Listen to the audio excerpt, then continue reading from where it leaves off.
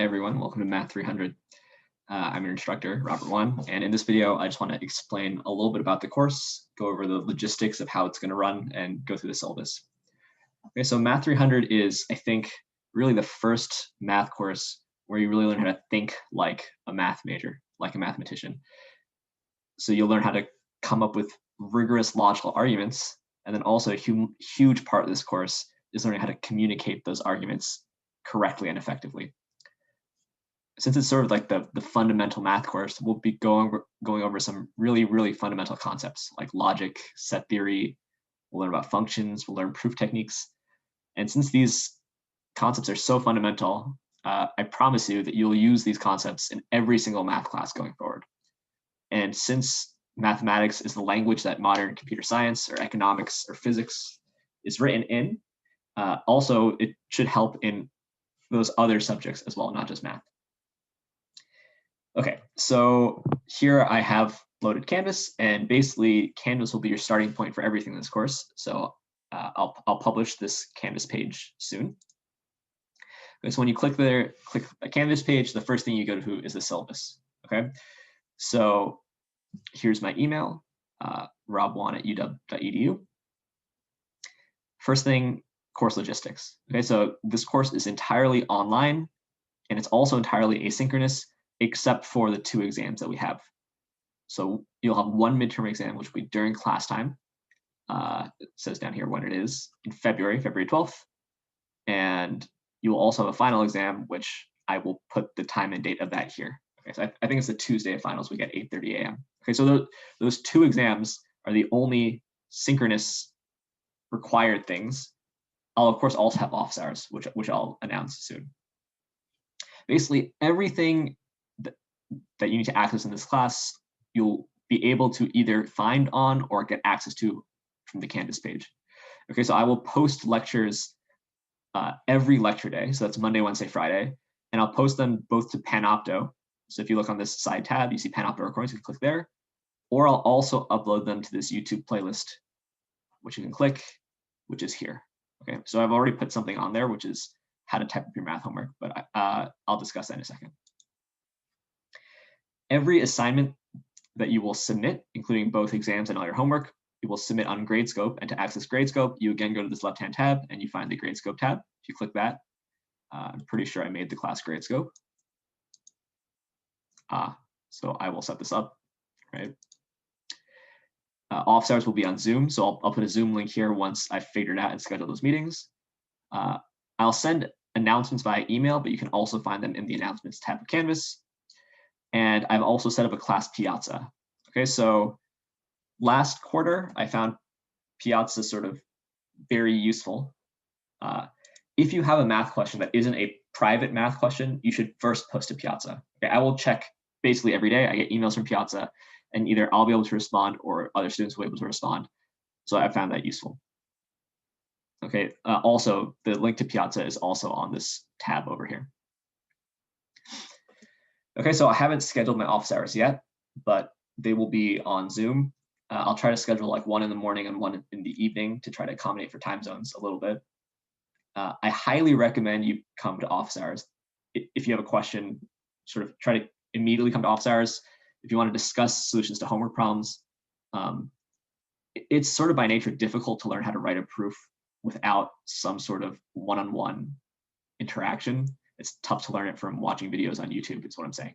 And last quarter and the quarter before, I found that the students who I was able to see on Zoom pretty frequently, I think got the most out of the course. So always feel free to drop by there. I also am sort of happy to stay over as long as we don't have something coming up right after that. So show up at any time and ask whatever questions you have. Okay, the textbook that we'll be using is this Mathematical Reasoning, Writing, and Proof by Sundstrom. The main reason I use this text is because it's free. Okay, so if you click this link, you'll be able to get to the textbook. You can download the PDF. It's free. I think the textbook is okay. So I will also be posting my own personal notes with what I talk about during lecture, which will be in the file section of Canvas, where most of the files will be. There's also a textbook/notes written by 2 of the other instructors here at UW, which is a nice resource, but I won't specifically look at it or mention it. Okay, so as far as the textbook goes, I think it's designed to sort of be read actively. So there's like lots of like intro examples and warm-up things. So I'll say that anytime we cover a section in class, it's your responsibility to read the textbook. Okay, so I'll provide the notes that I talk about. The textbook will have sort of more stuff. Like I think it's a pretty good textbook to read, but yeah. Okay, so this overview is just sort of what I said at the beginning of this video. Now for assignments and grading, this course is pretty straightforward. So basically there's weekly problem sets that are due at noon on Fridays, submitted to Gradescope. There's a midterm exam, there's a final exam, and that's the entirety of your grade. This is not so uncommon in upper level math courses where basically you'll have problem sets and exams.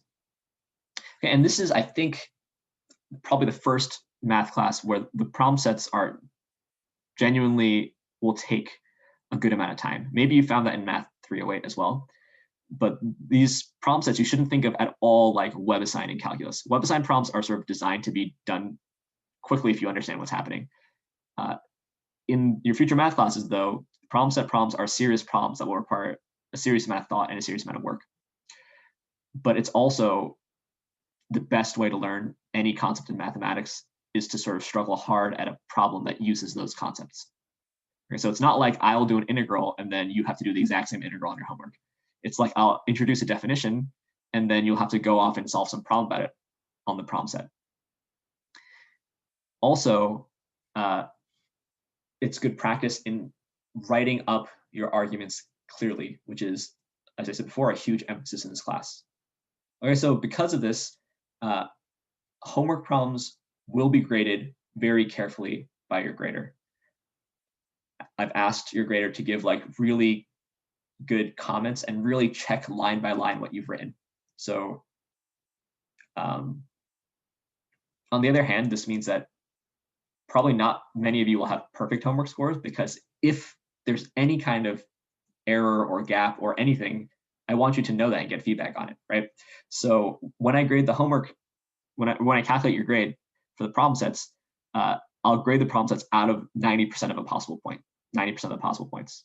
So if you get 90% of the possible points or above, that's 100 on the homework. If you get 80% of the possible points, that's 80 out of 90, 88% of the homework. So this is just sort of by the nature of the way the homework will be graded. The midterm and final are worth 35, 40% each. Like I said, those will be synchronous exams. I will upload them to Gradescope. You will download them to Gradescope, and then you'll have the class time to do it in, or the final exam slot time to do it in.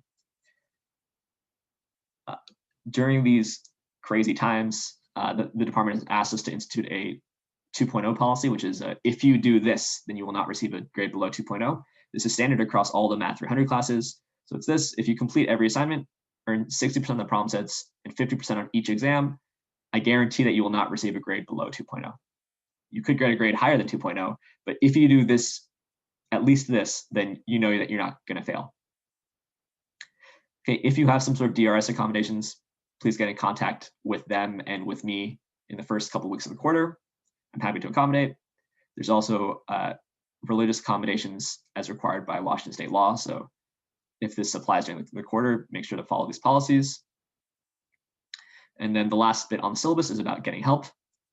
Okay, so like I said, I really hope that you use me as a resource whenever you have any questions, or like the first time you have some sort of question. Okay, so you can always drop by my Zoom office hours. I'll be there at the scheduled time, unless I send an email saying otherwise or reschedule or something.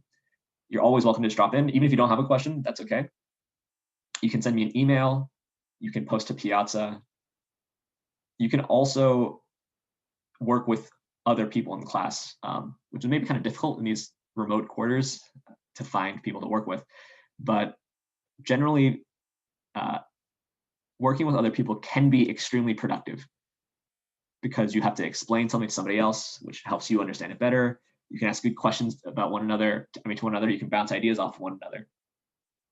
There's also a really bad way to work with other people, though, which is either just doing it and then telling someone else how to do it, or just asking somebody else how they did it. Because if you don't figure out how to do it, it never goes through your brain.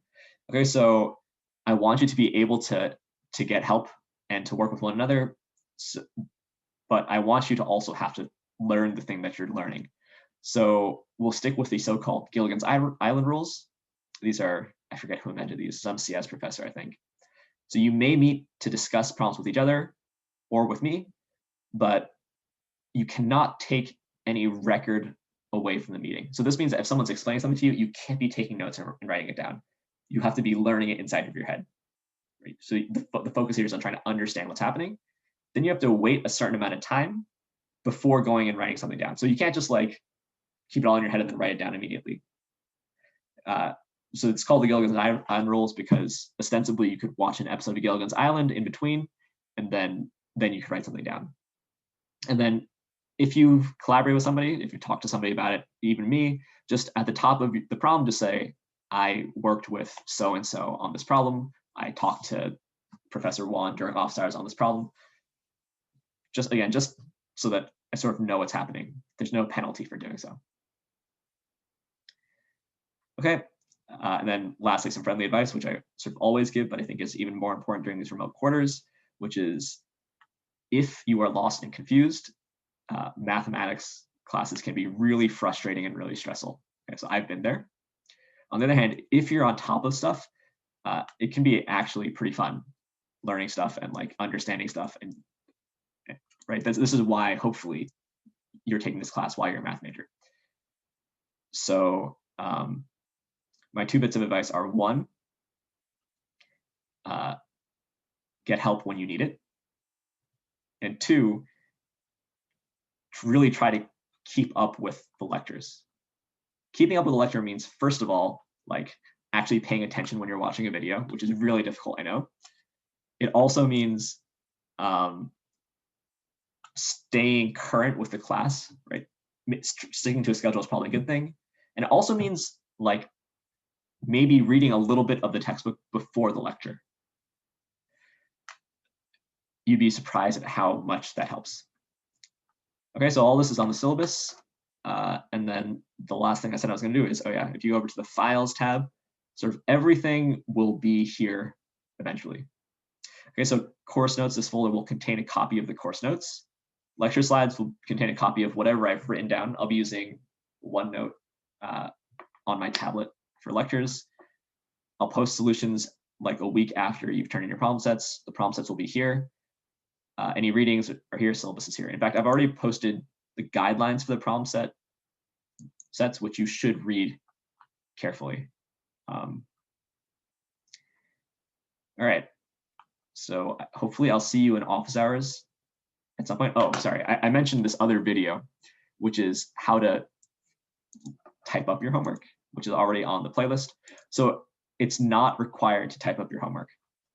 However, I think it's a really useful skill to be able to type up mathematics.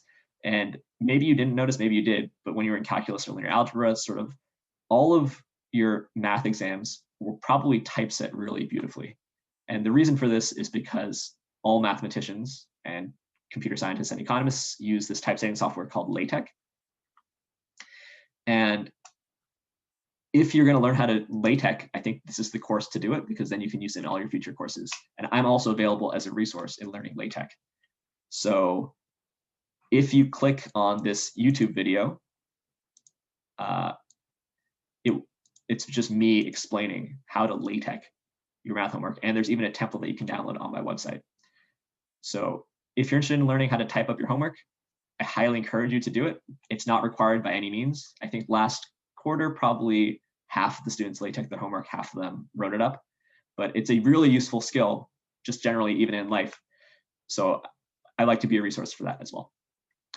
All right, looking forward to the quarter. Hope to see you soon.